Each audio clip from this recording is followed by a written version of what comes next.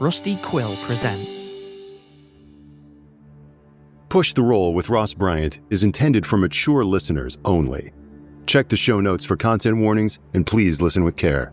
Want to get involved? Back us on Patreon and submit your ideas for our improvised games. Your suggestion just might inspire our next Call of Cthulhu adventure. Join today at patreon.com/pushtheroll.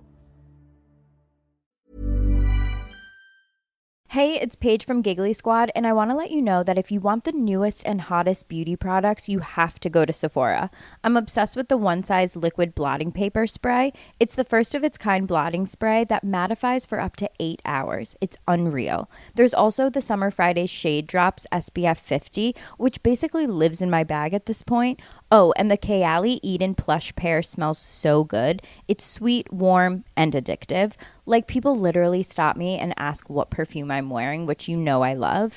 So if you want the makeup, skincare, hair, and fragrance products everyone's about to be obsessed with, shop only at Sephora. This podcast is brought to you by Thomson Reuters. The best don't just do their work, they change what's possible.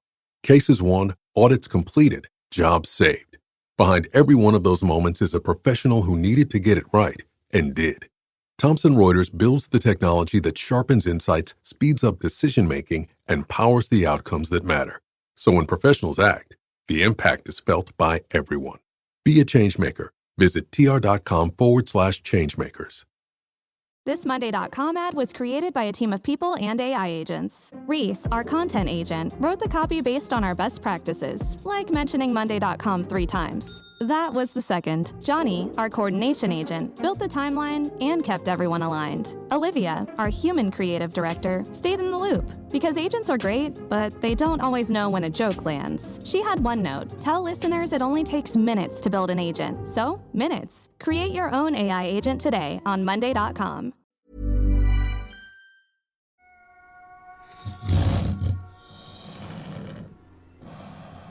I'll go unconscious. That's okay. I'm sure we'll save you. You hear me? I just met you, ma'am, but you don't get to just die. You might need to start cooking up a new character here, Amy. That's fine. Call of Cthulhu. Sometimes it be like that. That's fine. That's crazy. Oh my God. That's so funny. Yeah. We've never had something like this happen this early. This is so fun. She lunges forward heroically, her explorer's boots carrying her dexterously and swiftly towards the beast. And then it just opens wide, its enormous mouth, and the teeth just close down over her arm, bottle and all. Crunch! Cher, the fear and pain of this is so intense that the world swims and goes black. Elias Rook, you see fear and pain just hit the eyes of Cher Baudelaire as you lay there in the mud, and then her body just goes slack. Oh my God. And then the gator begins to move backwards, dragging Cher Baudelaire with it. Jesus. No, she came from me. Hey, miss.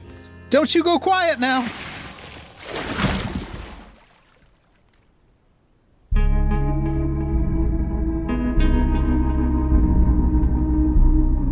The cosmos is a cyclopean infinity of chaos. Infinite branching paths stretching off to vistas in the distance that will drive the mind mad. Shall we shrink in the face of all this? Or will we climb aboard the chaos and ride it to the end, letting chance guide the way? This is Push the Roll. We're rolling dice against your Patreon suggestions to create improvised Call of Cthulhu adventures in real time, with themes of eldritch horror, the weird, the transhuman, the transmundane, the cyberpunk, the splatterpunk, the anything punk. We don't know until we roll. Anytime, any place, anything can happen when you push the roll. Since it was my fault, could I roll sand on this happening? Yeah, absolutely. You fumbled, and now Cher Baudelaire's taking the fall. Yeah, I had to push the listen roll. This is incredible. Oh my god, I rolled a natural 1. This is great. Nice. Yeah. Elias Rook, you are taking this in stride. Very good. Children are resilient. You've been to juvie. You've seen worse. Yeah, I've seen much worse. Because of the natural 1, I think he's actually going to try to climb a tree while the gator's distracted. Okay, great. Elias Rook is heroically climbing a tree away from Cher Baudelaire, who is currently being dragged toward the water line. That lady's got a gun, so I'm 16 and in a tree. Wow. Somebody shoot it. Somebody please shoot it. Corinne Rook Creighton is screaming. Yeah! You can see her almost beginning to fall into a swoon. I'm going to step around her swooning because I'm not a gentleman. Mm-hmm. And I'm going to go up and try to shoot the gator from a safe distance. Great. As the gator kind of pads backwards, you can begin to see Cher Baudelaire beginning to disappear into these... into the gross and muddy water. Take your shot. It's a firearms roll, your pistol. Okay, I've got a 21. I could do this. I absolutely do not with a 55 over 21. She's dead. Guys. But, I mean, if you're running up close to it, you might get a bonus die for point blank range. I'm not going to get closer. Scott. She did say a safe distance. Do you remember the part where this gator has rocked our squad? I think he wins. Oh my god. This is killing me. I think I'm playing another character. I literally don't know how to save a human being from an alligator. I want to move to Houston so badly. Oh, we've got gators too. I also love how Cup failed to push roll and managed to get Amy's character killed. Yeah. Way to go, Cup. God. Incredible. It's pretty on brand for me, but usually I get myself killed too. Well, I was expecting you to take a lot of sanity loss, and then you rolled a natural 1. So kudos to you, I guess. Wow. Wait, can I make a sanity check? Because I'm watching my friend, who I was gonna do mild crime with, die via gator in the swamp. Yeah. After she yelled that it was the suction between toads and crawfish. That's right. I think what's really making this sanity roll come at you, Ariadne, is maybe your sense of responsibility as your shot goes wide, hits the water next to the gator, and it resolutely continues to pull Cher beneath the water. Yeah, roll sanity for me. My God. There we go. That's a 74 over 65. Get it. I think under normal circumstances, an animal attack, there's nothing supernatural about this, but the fact that you're fighting back and you have not successfully saved your friend, I think that bumps it up to a D6 of sanity loss, which I just rolled. Yeah. You lose 5 points of sanity at a pop right now, Ariadne Stone. This is already my favorite game of all time. This is amazing. Oh, yes. Everything's happening at once. Ariadne, what needs to happen now is you need to roll intelligence. Holy shit. This is a roll you want to fail. Here's the thing. I'm pretty smart. So, and with a 90 over 85. Oh. Woohoo! Oh, wow. Okay.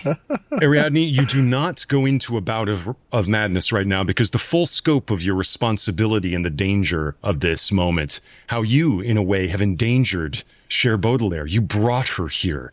You brought this heroic person here. And then in your attempt to save her, she is... it was impotent, and she's now going to die a horrible death underneath the grasping teeth of an alligator. It's awful. She loved boys.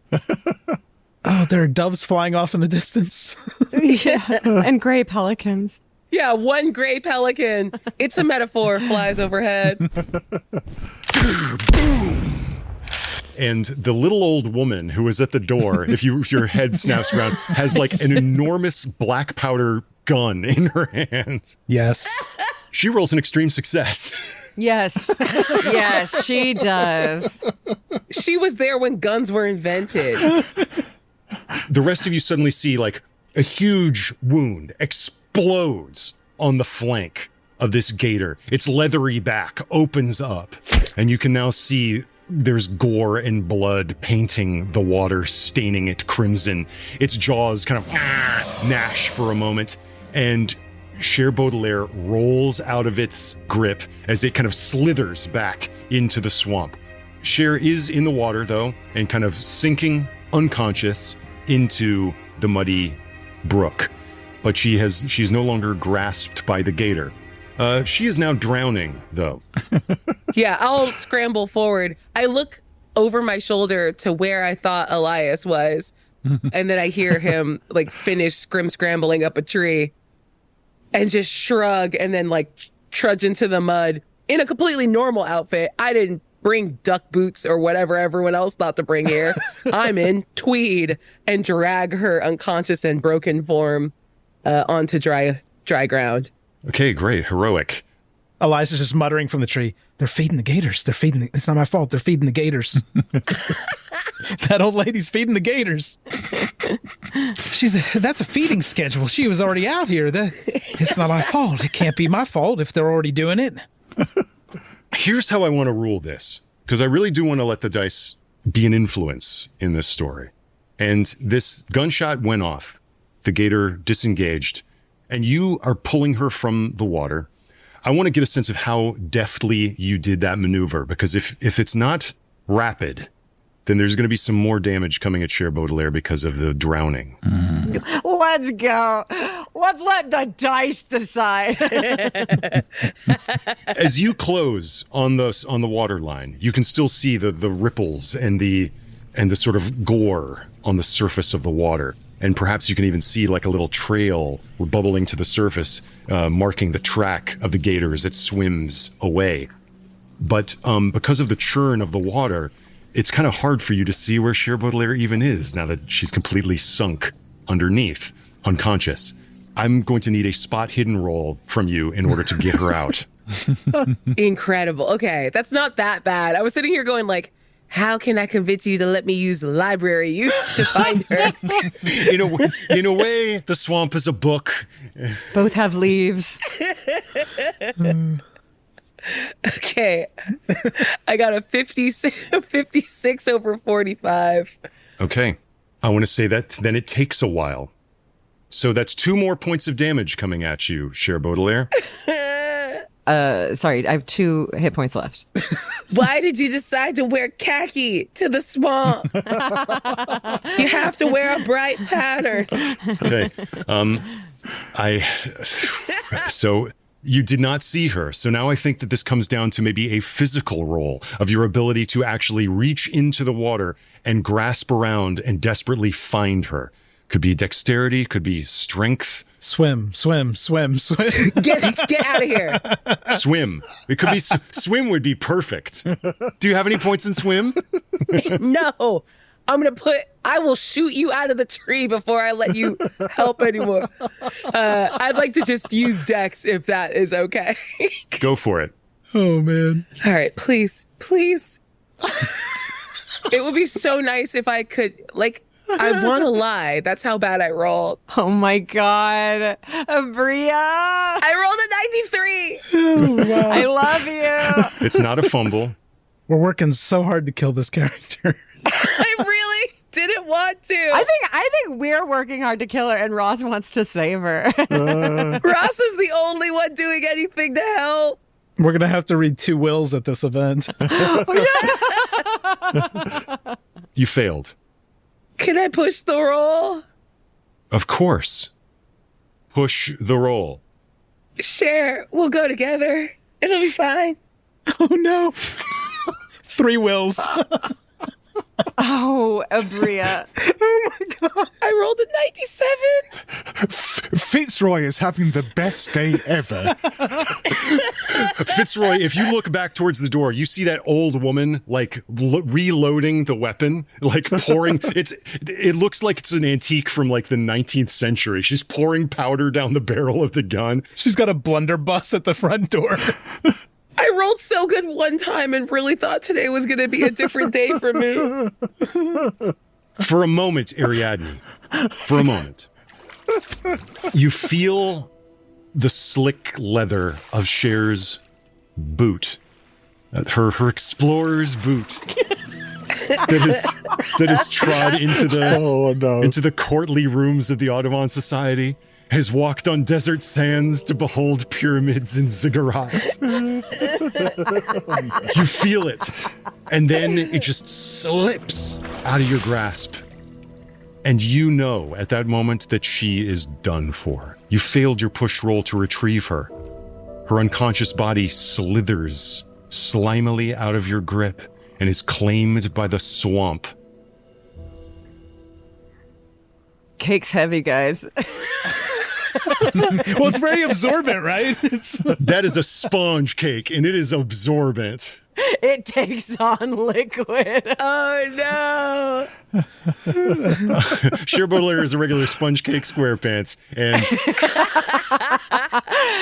she living in a pineapple under the swamp. Oh, no. And the way I'm going to rule this, Ariadne Stone, is that that sense of responsibility that we were talking about before, that you brought her here. Your gunshot went wide, and now here, your last pushed, reckless, desperate attempt to save your colleague and your friend has failed. The way I want to rule this push is that you're going to be taking maximum sanity loss right now. 6 points of sanity. Yeah. Oh my gosh. Where does that bring you relative to your starting sanity? I'm a total of 11 down from the 65 I began with. Still another 2 points. That's very close. Okay, so let me know when you lose 2 more points of sanity. Then you will be indefinitely insane. But as for now, I need you to once again roll that intelligence roll. And we're going to find out if you go into a bout of madness. Cool. I've been rolling so high. Okay. Remember that little joke I made at the very beginning? Mm-hmm. What do all the zeros mean? Did we decide that means 100? Yeah. Or 0? Oh, geez.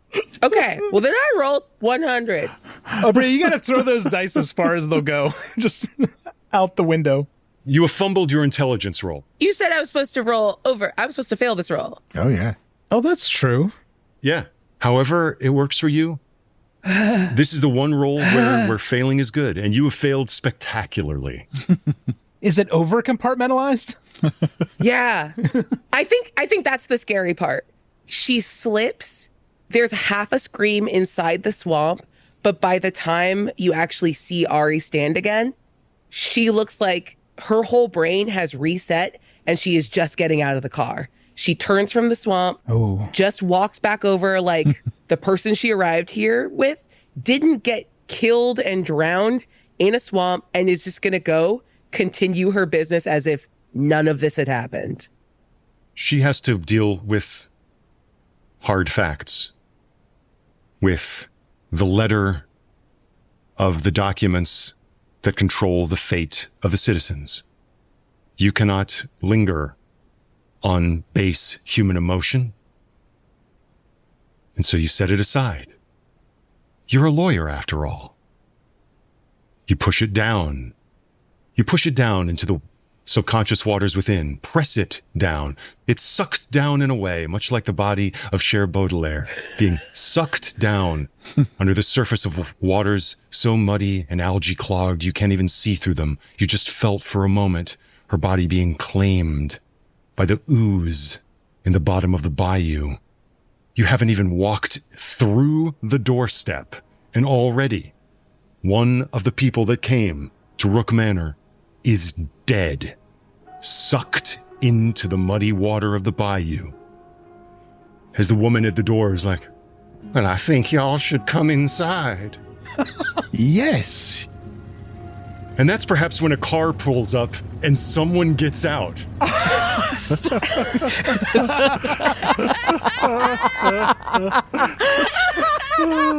And with that, I would like to push the roll. Amy, can you roll on our table of titles, and let's get a secondary title that might inspire some more things about our session, and who knows, might inspire the next character. There's a lot riding on this roll. Yes. Oh my God, a 40. Straight up. Big round numbers. Big round numbers. Oh, well, I see a name, so this could be interesting. All right, the title comes from Peachazon. Peachazon, or Peachazan? Peachazon. The title is Mrs. Philomena Creedle's Rejuvenating Wonder Tonic. Guys. Okay. Wow, this is too... I dive back in the water. I want to go get Cher's body. I think we can bring her back. This is kind of serving up on a silver platter. This very well could be, Amy, that your next character is Miss Philomena Creedles. Guys, that's insane. I'm Mrs., so I am married. I'm married, by the way. Wow, we're learning so much about Philomena Creedle. Can we get a cake check on Mrs. Philomena Creedle? No, zero cake, no cake, just bones. She's just bones. A sheet cake. Is she a sheet cake? Ross, I want to shake your hand. Okay, yeah. And it was Wonder Tonic, right? She's got like a Wonder Tonic. Yeah, Rejuvenating Wonder Tonic. Just a minute too late to rejuvenate. Oh my God. So yeah, you all see Cher Baudelaire disappear under the water. You hear the woman from the doorway beckon you inside. And then not a car, but I guess a horse-drawn wagon. Yeah, a full Vardo. A gaily painted medicine show wagon. Mummer's cart, yes. No. I think let's try to make. God. I like that this is all of a piece. The dice and the fates are sort of convening to tell our tale here. An elderly woman pulls up. What do you think Ms. Philomena Creedle drives? Yeah, I mean, I think she has an antique car, you know, and Classic ride. Yes, just a classic car, crimson in color, and she is a bit off, but she is very stylish. She is skin and bones, and yet still dons lacy gloves and a white hat, and a brimmed hat, nay. And as she pulls up, you do see that while she does look elderly, she's no more than 72, really, if you think about it. And maybe her makeup, like her eyeliner and her lipstick, doesn't quite fit with the creases that her eyes and lips have accumulated. And yet, there's still effort being done. Much of her skin is tight, but around the arms and her hands especially, there are wrinkles beyond age. And the skin itself dwindles in the areas where there once fat was. I liked Cher, but I love Philomena. Yeah. She's wearing layers, you know, like a cute bolero on top of a smart little A-line dress with its own what is it called? The thing that covers the bosom. Décolletage. Mm-hmm. Décolletage. That's the word I know. Yes, she does have some décolletage. That's very good. I like that you're so old, you're the only person that needs to dress for layers in what is objectively one of the hottest days we're all experiencing. Oh, yeah. Yes, her veins have dwindled and shrunken down to be as close to her bones as possible. All right. I still need to choose a character sheet, to be clear. Big game hunter. Modern big game hunter. Never again. Never let it happen again. I mean, it sounds like pharmacist or chemist or... There's a pharmacist, yeah. Yeah, pharmacist it is. Interesting. Okay, great. I'm so happy. I am so happy. I am so happy. Well, good job, everyone. We freed her from the flesh prison. Yay, alligator. And you see the woman in the doorway, in the darkness of that doorway, looking out at you, still has this enormous antique piece in her hands. You can tell that she's kind of like shocked by the whole scene. Is kind of looking out at you, has just beckoned you inside, and then her eyes widen as she sees this vehicle and sees the wizened form of Philomena Creedle exit the automobile. Oh, bless my soul. It's the one time Mrs. Rook, as I live and breathe. Oh. Yes, Abernathy. Oh, Oh, it has been too long. I have missed thy face. But here we stand, and as I live and breathe, give Mummy a hug. I think I'm going to go back to juvie. Take me with you. Everyone still is beckoned inside. Obviously, you don't have to come in. Ari Stone, you of course had the intimation that like great wealth, is wrapped up in all this. You're here for your job. Ari's already like slipped in and is trying to go find a sufficiently study-like room to go set up shop. Yeah, you totally put everything behind you. You compartmentalized it, crammed it way down. What happened? Doesn't matter. Yeah, I'm doing great. We're past it. I'm a little damp. We'll figure it out. Nobody acknowledges the death. Oh, no. Fitzroy will. He'll just turn around to Elias at some point and say, "Good work there, lad. You made that look like an accident. You're truly a rook." Elias looks like he might swing at him or maybe vomit. Now, I don't know what it looked like, but it wasn't. Yes.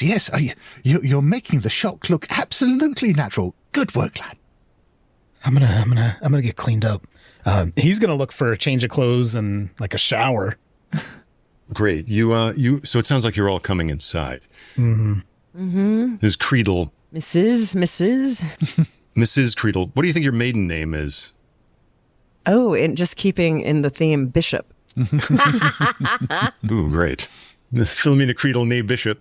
Abernathy is sort of like coming to you, and the rest of you see these two aged women who look as though they just kind of cast off like sepulchral wrappings and came back to life, sort of like, oh, wow.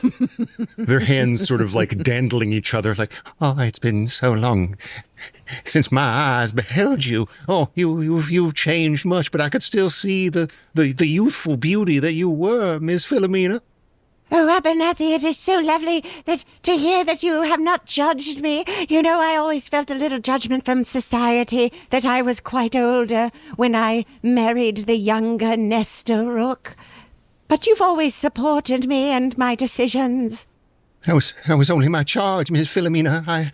I try to look after the Rooks and all their interests, their progeny, the best I can. Now that Mr. Rook is gone, I suppose it falls to me to keep the place. I don't so much know who stands to inherit the property. I know that things became cold between you and Mr. Rook. Well, he taught me so much, and then I wanted to know more, and he would not divulge the secrets. I had to go find them myself. You know, I've become quite successful in my endeavors these days. Yeah, this is what you hear as you're kind of like walking inside. And as you move into the space, a huge, old 19th century mansion.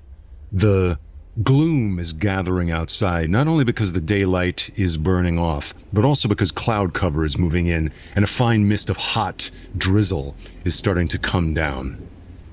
And even now you notice there are spots where water is kind of leaking down the walls and being caught in pots and pans here and there inside the aged house. But still, there are enormous portraits on the wall, like tapestries tacked up, peeling wallpaper, gorgeous old furnishings. And God, if only there was like some sort of appraiser of antiquities here, they would probably be goggle-eyed at the value and antiquity of some of the treasures on display. But we don't have anyone like that here. Sounds like Abernathy is kind of too distracted by Philomena to kind of guide you, but it sounded like Ari Stone, on a mission to perhaps put what just happened behind her, is just charging headlong into the house. You cross the doorstep. You move underneath the portico, and you are consumed by the darkness of the interior of this space. Not a light is burning. It looks like there are electric bulbs in some of the fixtures, but there are a lot of burned down candles everywhere as well. You get the sense that this was electrified at some point, but it's intermittent at best. Maybe doesn't work at all now. And a huge staircase sweeps up in front of you, and there are doors to either side leading into what looks like a parlor and a sitting room. You said you were looking for a study sort of space? I'll take the sitting room. I think because everyone will eventually gather in there, I'm going to go like kind of take over like a far corner and just start taking off my like the wet outer garments from the swamp, and then just unpacking my briefcase and getting set up for the eventual meeting that I will call in here. Wonderful. Philomena, who is talking to Abernathy, notices that Abernathy clocks your departure into that room. She's like, "Oh, sorry, excuse me, Miss Philomena, I must about my business." And she begins puttering around. She sets the gun down on the mantelpiece in the parlor. Is the implication that gun is still loaded? Like, she was reloading it, right? Yeah, Abernathy's gun, we call it. Yes. Noted. And she begins puttering around, lighting candles, casting a sort of like eerie and febrile glow in the sort of yellow-green interior of this decaying mansion.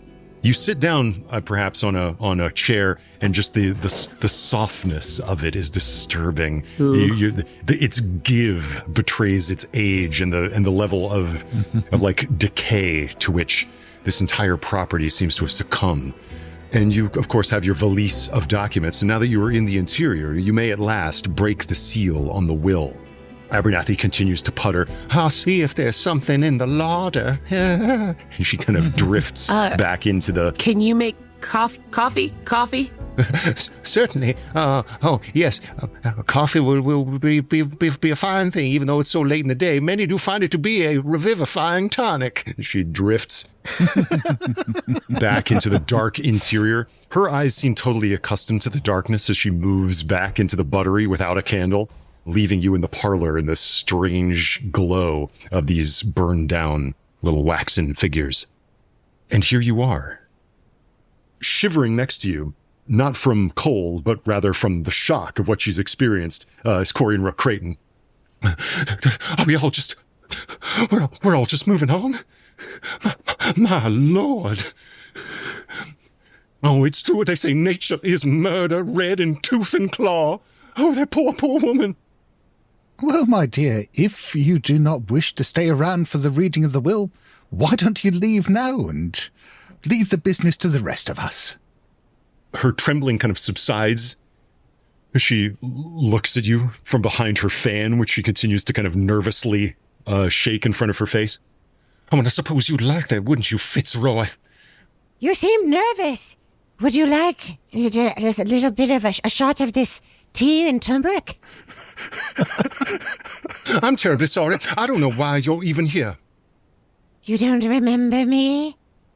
Oh, I remember your presence, and I certainly remember that you split up with the late, lamented, and tragically departed Nestor Rook. You parted ways in life. I don't see why you should rejoin him now in death, unless you're the sort of vulture who likes to pick clean some nourishment off a recently deceased bone. Oh, well, why don't you hold a mirror up to yourself and look inward? For I have also received the same letter you did from the lawyers' associates. Simcox and Dufresne, yes, thank you. Oh, you have been beckoned here by Simcox and Dufresne as well. Well, I suppose I can't keep you out. Would you like a tonic? It's merely a shot of tea and turmeric, like I said. It'll calm the nerves. Everyone keeps trying to offer me drinks. I'm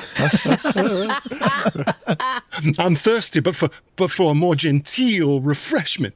Oh, I wonder if Abernathy has an icebox back there where there might be a sort of a chilled Sauvignon Blanc. That would set me right. I see there are no gentlemen or ladies that still exists out here. She continues to wave herself. That is, of course, excepting yourself, Miss Stone. I wait with bated breath to hear the reading of the will. Fitzroy is going to take advantage of all this argument just to wander around the edges of the room, look at some of the curios on the shelves, and pocket a couple of the more valuable-looking ones. All right, great. Yeah, why don't you give me a sleight of hand? Yeah, great. Sleight of hand. That's a success. Let's go. Great. So unless anybody's really trying to see what's going on, Abernathy's back in the buttery. And a few little knickknacks slip into your pockets. You see there are little, maybe brass, and as you lift them, the heft of them, ooh, gold. Oh, yes. Little bits of statuary. You're kind of just pocketing them, and you don't get a real good look at them, except the word that might describe them is grotesque. I care more about the gold than what it's sculpted into. At this point, as conversation continues, you can hear the rain outside begin to grow harder, and the darkness and the gloom outside begins to subsume all the light. You suddenly perhaps have the feeling of being in this little island of light in the middle of a sea of barbarity and darkness. Everything around you is soggy swampiness, virgin forest submerged in brackish water, teeming with malevolent life that has already claimed one of your number. And that feeling hangs heavy in the air as a woman bustles back into the room. It's been a while since I used the percolator. I hope that you find it to your liking, as she begins to fill china cups with coffee. Thank you kindly.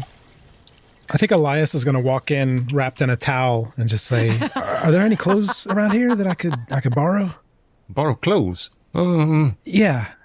Mine got all muddy outside when we arrived. Well, I suppose Mr. Rook was a rather frugal man, not given to finery except when he stepped out on occasions. But I suppose you could go up to his chifforobe and pluck whatever you felt would fit you. Although he was a more tall and dashing figure than you cut. Pardon my language. His chifforobe. Upstairs, second door on the left. Yeah, you go creaking up. No, that's right. That's exactly right. He had a better stature than you do, for sure. From upstairs? I heard that. Accurate, but I heard it. Should we wait for the wet child to change? Is that a thing we're doing?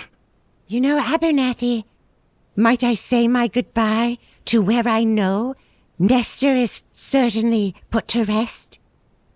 Oh, I drug him in there only 2 nights ago. He's right out back where he knew he'd wind up there with his forebears. And she gestures back. We're of course in a swamp, so out in New Orleans, graves are above ground. Before we go, I would like to say my goodbyes. Oh, of course. Oh, yes, child. Oh, what a shame to have to say goodbye so many times. Oh, we missed you around the place, if I may speak for myself. Do you hear that? Do you hear that, Rook boys? I was a valued member of the family one time. At one time, I think is the operative phrase. At one time, but times change. Corin, no one knew who you were the second you stepped foot on this land. And yet Abernathy welcomes me into her open arms.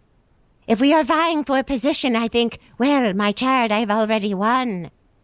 I don't so much care about my relatives' servants or factotums. I care about how he wanted his bequest to be given out. And I would presume that it is not to one with whom he has had so little intercourse in the intervening years. We sure made up for it when the time we spent together, though. In what sense are you taking the word intercourse? I don't. No, wait, no. In what sense are you taking it? I said we talked a lot. What did you think I said? Oh, I never. I clear my throat just to change the topic and then go back. Ari's just going through a cycle of shock, compartmentalization, stoicness, shock, compartment. I just need to not think about any of these extremely old people having any amount of intercourse. Thank you. Mm-hmm. And at that moment, Elias walks in an old, seersucker suit with suspenders. I want to say, Elias, that when you creaked up the stairs, yes, you went into that room and you saw like a big 4-poster bed with a kind of moldering drapery on the top. There were pictures, paintings on the wall with heavy frames worked in an ornamental fashion and big old chifforobe. And there was a window looking out the back of the property. And you could see that out there's a fountain clogged with weeds and vines tumbling out of it. A few like tarnished metal chairs. And on a little spit of land leading back and back before it's totally claimed by the bayou, several freestanding marble sepulchres, above ground graves, stacked. And you can even see from this distance that the word like requiet in pace is kind of like carven on these above ground graves. Can't bury anything out here. Just gonna take a peek. Yeah, give me a spot hidden. And he's spooked too, so he's looking for gators and all kinds of stuff. Yeah, goofy gators out there. Gators playing trumpets. I passed something. I got a 32 under 60. I'll spend 2 points of luck just to make it a hard success. A hard success, all right. Great. And I think he's also like, he's stalling a little bit. He was still a little bit rattled by getting that woman killed, even though he played it off. That woman. So he wants to compose himself before he faces the rest of the family. Wonderful. He didn't even know her name, I don't think. Oh my God, that's actually incredible. We did not do introductions. You just died via gator. No. Yeah. She was just, to you, she was just some lady. Yeah. She was the competition. That lady died. Caked to the max. And that's like the fourth craziest shit I've seen on this property. And now she's an angel food cake. Yes. Well, we didn't know her that well. Or a devil. Yeah. Okay. A hard success. So let's 2 things. If there's 2 things, there's no way both are going to be good.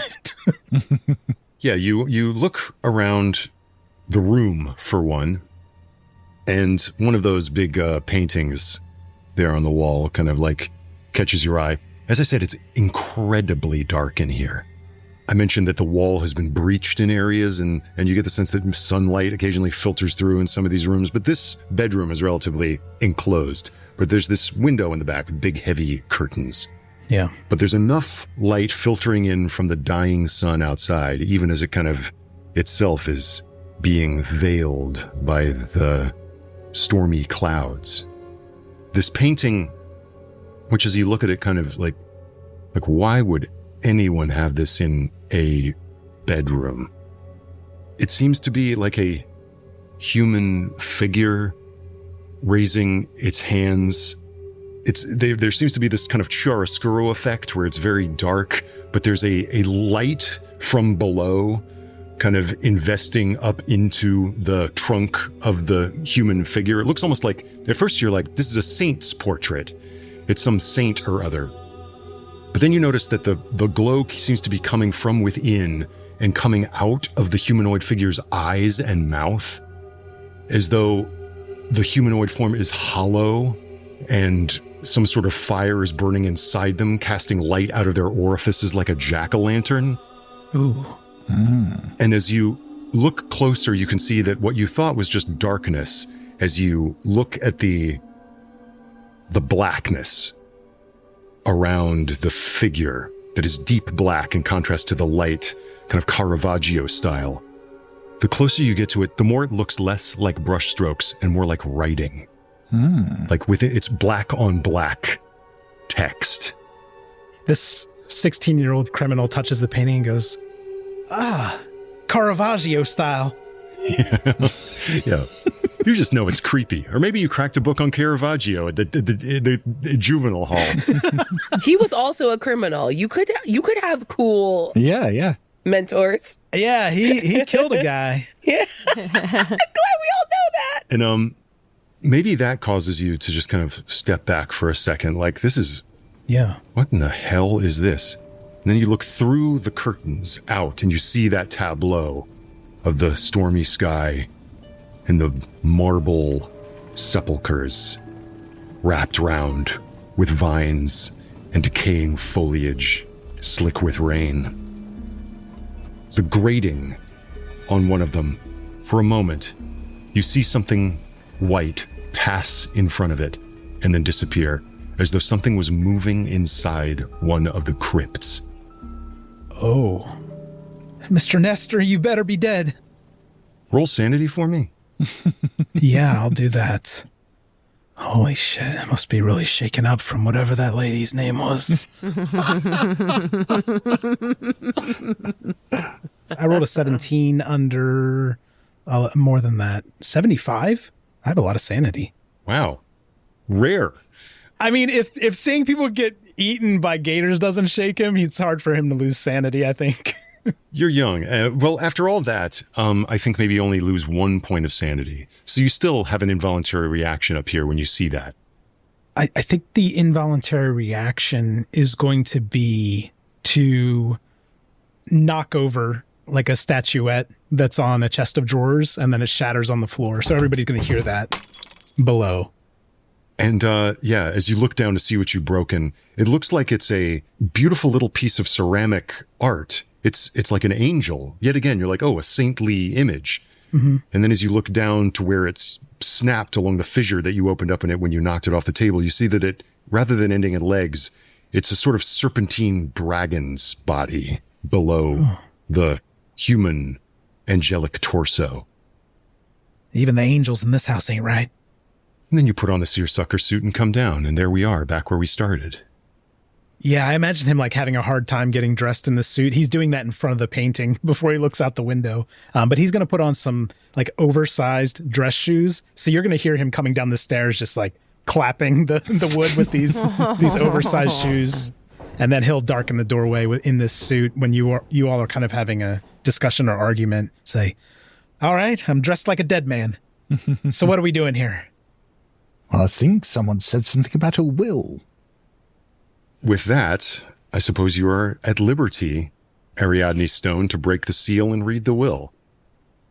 Yeah, I'll whisper to Abernathy to kind of summon whoever else is here. Yeah, I haven't broken the seal on it yet. I think it's got like a big, old-fashioned, like nasty wax seal, and she's just waiting for the big reveal. But she's sitting at the center of that like old, nasty little love seat, and is just going to wait for people to like filter in. There's enough seating for everyone that is going to make it to the will reading. I think it's probably maybe half of the letters she sent out from the firm. Mm-hmm. Okay. You break the seal and open it up, and you see the rather hard to discern at first script of who you would assume to be Nestor Rook. We let him do this in his handwriting. Great. And what you see is Nestor J. Rook, being of sound mind, do make here my last will and testament, providing for the future my house, my property, my family. To my brother, Fitzroy Rook, I leave my antique chest and whatsoever is contained therein to be disposed of as he sees fit. To my remaining family members, I leave to be divided amongst them the sum of $100 in United States federal treasury bonds. Hot dog. To my ex-wife, Philomena, I leave the silver ring purchased on our honeymoon in Paris. to be worn and disposed of as her inclination decides. My household, chattels, properties, accounts, and all the sum and ownership pertaining thereto, I leave to Cher Baudelaire, Arch High Warden of the Cabinet. Yes. Oh my god! Oh, kill! Oh my god! I want to die again. I just kill. Cher Baudelaire. Oh my god! That was her name?